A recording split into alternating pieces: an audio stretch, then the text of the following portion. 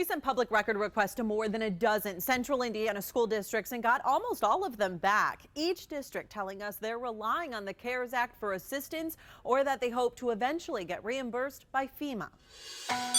Most Hoosier kids are back in the classroom, and to make that happen, a huge effort from local school districts to make it as safe and healthy as possible. Tonight, we're finding out central Indiana schools weren't willing to short themselves on protective equipment. They spent hundreds of thousands of dollars in some cases preparing amid this pandemic. We'll start with the districts that spent the smallest amount of money.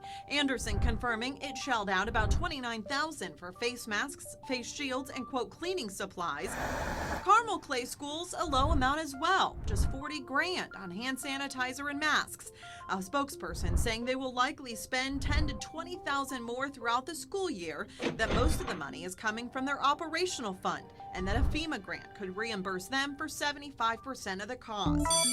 Hamilton Southeastern spent almost $78,000 on face masks and shields. Quote, "We haven't yet put in specific orders for gloves, gowns, or other types of PPE. Photos show the surplus they've piled away." Decatur, Perry Township, and Warren Township spent between $150,000 and $210,000, weighing about $300 grand. You compare those numbers to IPS, even Brownsburg, which spent more than $480,000 on equipment like water bottles, bottle fillers, gloves, gowns, signage, and quote, electrostatic disinfection materials. Avon was by far the most transparent. It sent us this itemized list of PPE, the most expensive hand sanitizer bottles, pumps, and drums.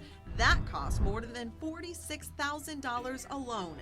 Avon also appeared to be one of the few districts locally that purchased disinfectant backpack sprayers for their custodians and thermometers. None of the districts that responded were willing to comment further or do an interview with us. One thing I'm now in the process of doing, following up. These totals did not include any costs associated with technology and the shift to remote learning. After finding out IPS shelled out $16 million to equip its students with devices, we're now wondering how much other districts spent as well. In the newsroom, I'm Angela Brower, CBS 4 News.